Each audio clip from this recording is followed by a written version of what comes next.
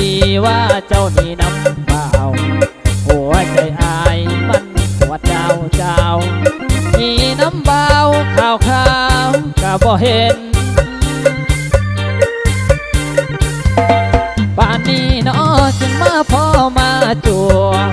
จึงมาจวบสาวขี้ค้านนอนเว้นว่าห้อยเคยกินจามเอ็นบัดนี้เป็นสาวห้องเบอร์สีน้องแสงดาวเจ้าอย่าลืมแฟนเก่าไผสิเว้าไผสิว่าบ่ดีอายยังหากนักหน่วงเต็มทีอักทีวีคือสิขาดใจตา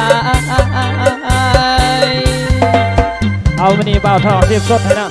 สด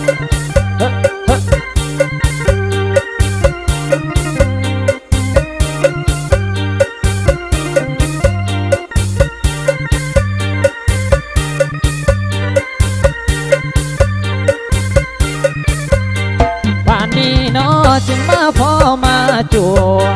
จึงมาจวบสาวขี้ค้านนอนเว้นอยู่บ้านนาเคยกินข้าวเย็นปัดนี้เป็นสาวห้องเบอร์สีน้องแสงดาวเจ้าอย่าลืมผัวเก่าไปสิเว้าไปสิว่าบ่ดีอายยังหากนักหน่วงเต็มที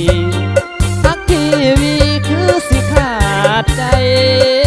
ตายเอาสโลว์ให้หน่อยเชิด